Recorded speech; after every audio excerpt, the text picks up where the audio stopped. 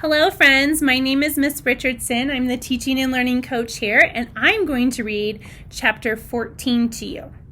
Hide and go squeak. Apparently, the day after Thanksgiving, humans do two things: eat leftovers from the day before and go shopping. Mr. Brisbane didn't go shopping, of course, but Mrs. Brisbane left early in the morning after telling Mr. Brisbane that there were plenty of leftovers for him in the refrigerator. So there I was, stuck with old Sourpuss, and all he did was sit in his wheelchair looking unhappy. I'd much rather have been hanging out with Principal Morales or chatting with Saya's family. I could have been tricking Miranda's dog, playing cards with AJ's family, or watching Aldo balance a broom on his finger.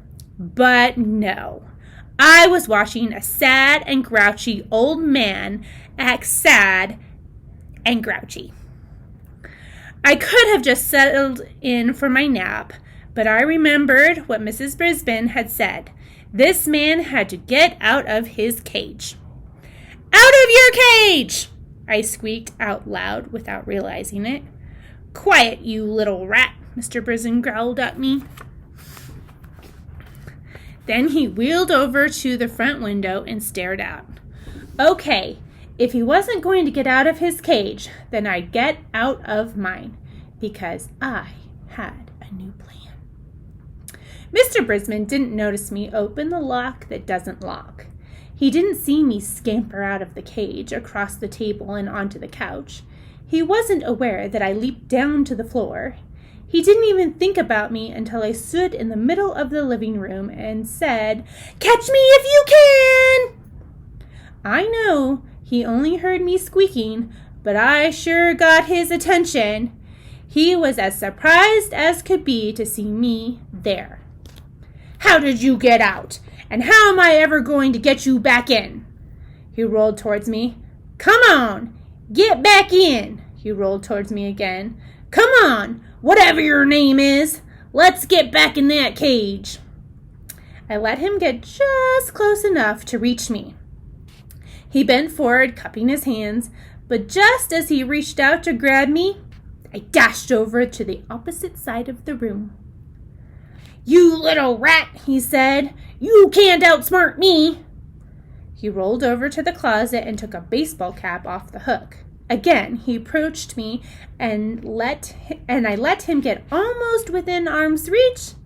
This time he raised the baseball cap and said, Okay, little fella, let's play ball.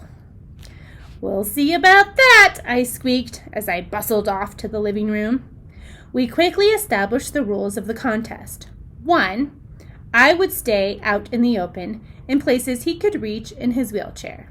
And 2, he would use his cap to capture me, if he could. Once he reached the dining room, I rushed into the den. Oh, you think you're clever. We'll see who's clever, he challenged. From the den, I scuttled over to the hallway. By now, Mr. Brisbane's cheeks were pink, and he was almost smiling.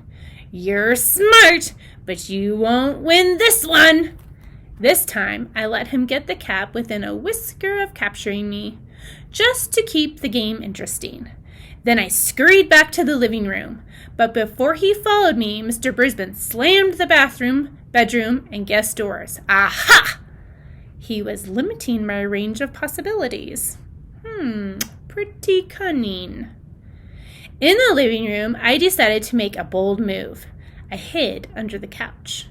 Then I let Mr. Brisbane stew for 5 whole minutes. Come here, Humphrey. You'll have to come out sooner or later, he called, and I thought he didn't know my name.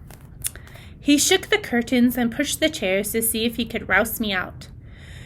Too bad he didn't think of using sunflower seeds like Mr. Morales did. Yum. I finally got kind of bored, so I made a dash for the dining room. Mr. Brisbane followed, and this time I let him scoop me up in the cap. I win! He shouted triumphantly.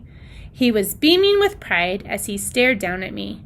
But you were a worthy opponent. He put me back in the cage, and I scrambled into my sleeping house. I have to admit, the game had made me a little drowsy.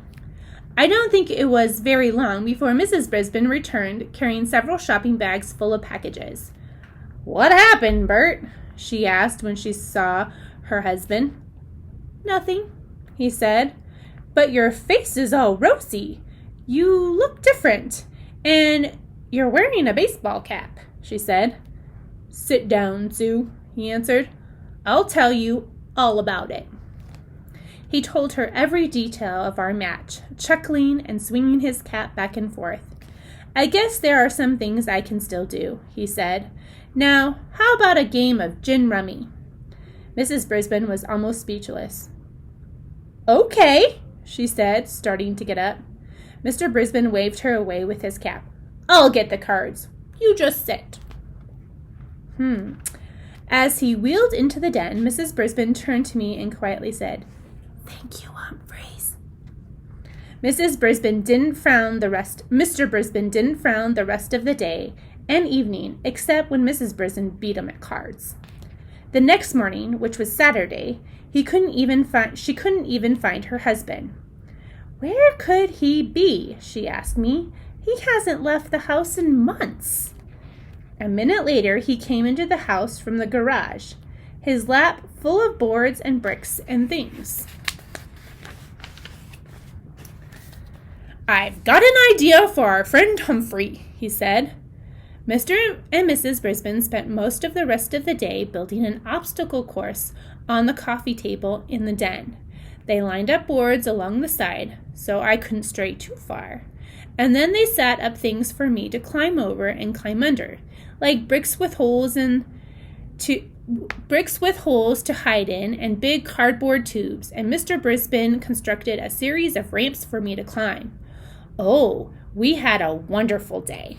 Mr. Brisbane got out a stopwatch to time me on my runs, and they made bets on how long it would take me to get from the start to the finish. Mrs. Brisbane even added a few treats in the maze, bits of apple and a biscuit, and I had fun. The Brisbanes did too. I could tell. On Sunday afternoon, the Brisbanes invited their neighbors over to watch me run my maze. Mr. and Mrs. Robinson brought their 5-year-old twins along. "Glad to see you looking so chipper," Mr. Robinson told Mr. Brisbane. "I think he's finally feeling better," Mrs. Brisbane whispered to Mrs. Robinson. Mr. Brisbane looked a little vinegary again on Monday morning, though. "Why can't we keep him here, Sue?" he asked. "The children would never forgive me," she told him. He's really the hamster, but," she grinned, "there's a 2-week Christmas vacation coming up soon. I think Humphrey better spend it here." Could I believe my cute furry ears? She liked me so much, she actually wanted me to come back. This was a whole new Mrs. Brisbane, one who liked me. By the time Mrs. Brisbane and I returned to room 26, I was pretty tired. But it was a good tired, and I knew I could rest up from my weekend during recess. Tip 14. Hamsters should be let out of their cages to run in closed environments for an hour or two at a time. This is from Guide to Care and Feeding of Hamsters by Dr. Harvey H. Hammer.